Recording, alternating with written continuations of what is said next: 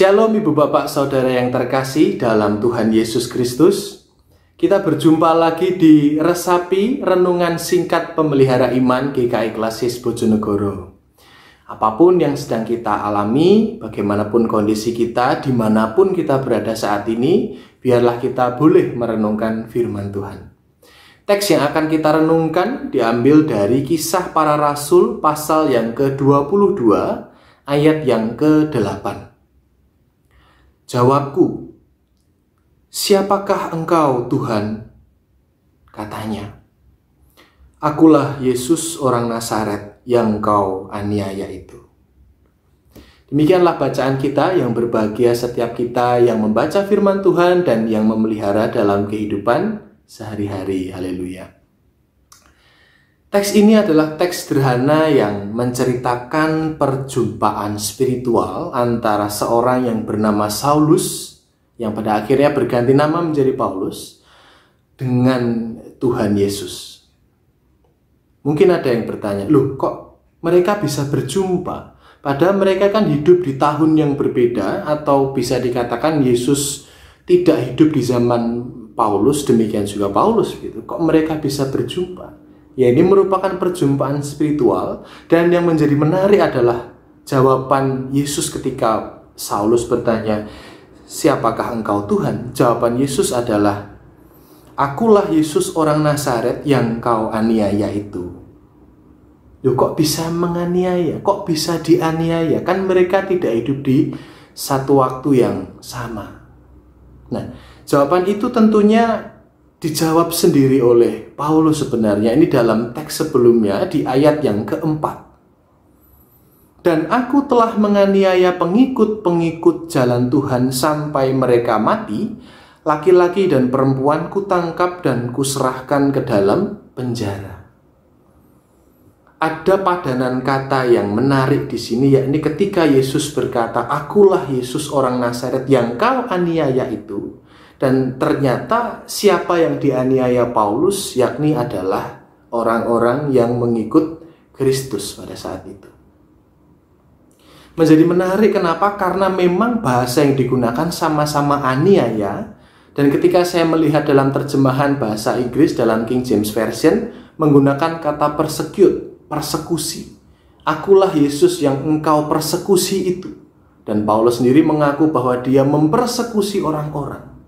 Dan ternyata ada padanan yang disamakan oleh Yesus ketika Paulus menganiaya orang-orang yang mengikutnya, berarti itu juga menganiaya Yesus. Berarti apapun yang dilakukan oleh Paulus ternyata itu juga dilakukan kepada Yesus. Itu Yesus sendiri yang mengakuinya. Ini menjadi begitu menarik. Dan saya yakin ini bukan menjadi pembahasan yang baru begitu.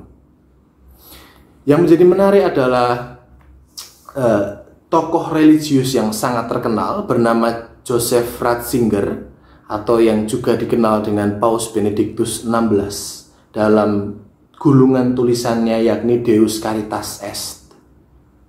Dikatakan di sana bahwa jika mencintai sesama saja yang kelihatan kita kesulitan, apalagi ketika kita harus mencintai Tuhan yang tidak pernah kita lihat. Sekali lagi, jika kita mencintai sesama atau orang yang kelihatan saja sulit, apalagi bagaimana cara kita untuk mencintai Tuhan yang ternyata tidak terlihat. Tuhan menyamakan ketika Paulus memperlakukan orang-orang pada saat itu dengan begitu keji, mempersekusi bahkan sampai mati. Ternyata Yesus menganggapnya bahwa itu adalah perlakuan yang sama yang ditunjukkan kepadanya. Ini menjadi sebuah perenungan yang begitu menarik. Kenapa? Karena kita diajak pada saat ini dalam bacaan ini, apakah selama ini ketika kita mengaku kita mencintai Kristus, sudahkah kita mencintainya dengan benar? Jangan-jangan ketika bibir dan lidah kita selalu bernyanyi, selalu mengidungkan tembang bahwa kita mencintai Yesus, tapi kita diam-diam memperlakukan orang lain tidak sebagaimana mestinya. Ini menjadi sebuah pertanyaan kepada kita masing-masing. Apakah benar kita mencintai Yesus? pun pada saat ini, Bapak Ibu Saudara sekalian. Kenapa? Ini adalah zaman pandemi di mana kita itu diajak untuk melindungi diri dan orang lain dengan cara tetap setia di rumah, tidak saling bersentuhan begitu. Stay at home, work from home, study from home begitu. Akan tetapi itu juga bisa mengajak kita diam-diam kepada sebuah permasalahan baru bahwa kita benar-benar sibuk untuk mengamankan diri kita, tapi kita lupa untuk melihat keamanan orang lain atau kita lupa untuk mencintai orang lain. Nah, itu menjadi sebuah masalah baru. Benar, memang tanggung jawab pribadi kita adalah membuat diri kita aman dan orang lain aman, tapi ternyata apakah cukup demikian? Menjadi sebuah tantangan baru di masa pandemi ini, di masa kita tidak saling bersentuhan dalam physical distancing ini. Apakah kita hanya cari aman saja atau kita melihat kedalaman cinta kita kepada Tuhan yang itu terbukti, itu nampak ketika kita mencintai orang-orang.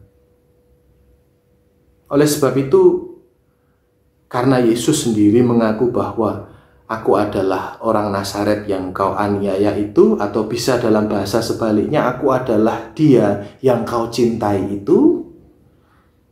Apakah kita saat ini bisa menyediakan waktu? Misalkan kita menghubungi orang yang mungkin kita ingin hubungi dan kita rasa dia dalam pergumulan, kita coba kuatkan, kita coba doakan begitu.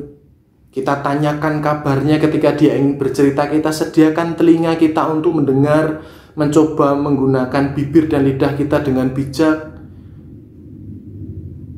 Bukankah itu bukan hanya tindakan mencari aman saja, tapi kita dalam menjaga diri kita tetap mencoba menunjukkan kedalaman cinta kita kepada Kristus.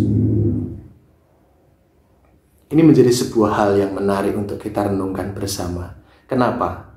Karena sebenar-benarnya, sesungguh-sungguhnya mencintai Kristus adalah mencintai sesama. Amin. Marilah kita berdoa. Ya Tuhan Yesus Kristus, terima kasih jikalau perjumpaanmu dengan Saulus itu menunjukkan kepada kami bagaimana cara kami memperlakukanmu, bagaimana cara kami mencintaimu. Bukan hanya dalam giat dan rajinnya kami membaca Alkitab ataupun mengikuti peribadahan, tetapi Engkau sendiri yang mengatakan bahwa cara terbaik untuk mencintaimu adalah bagaimana kami mencintai sesama kami. Di tengah masa pandemi ini, biarkanlah kami boleh melihat kedalaman cinta kami, yakni ketika kami mempunyai kepedulian dan kehangatan untuk orang-orang di sekitar kami. Mampukan kami di tengah masa sulit ini ya Tuhan. Kami yakin Engkau memperlengkapi kami yakin Engkau memampukan kami. Terima kasih Tuhan, terima kasih. Di dalam nama Tuhan Yesus Kristus kami berdoa. Amin. Tetap menjaga diri, tetap melindungi sesama kita, dan tetap kita mencintai Kristus dengan mencintai sesama kita. Salam sehat, tetap semangat, sampai jumpa.